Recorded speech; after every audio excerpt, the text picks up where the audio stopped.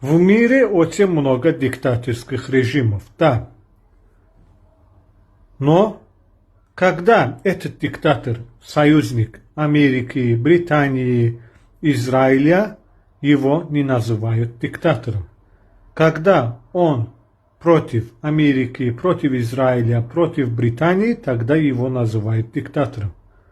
Даю вам конкретные примеры. Кого мы считаем диктаторами? Лидера Северной Кореи, лидера Ирана.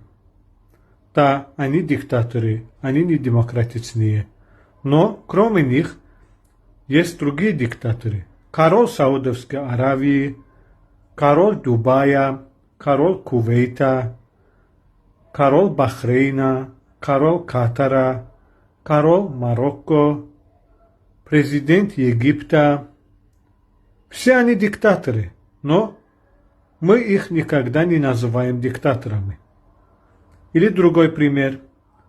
Нынешняя власть в Иране диктаторская власть, да. Но до этого режима был шахская власть.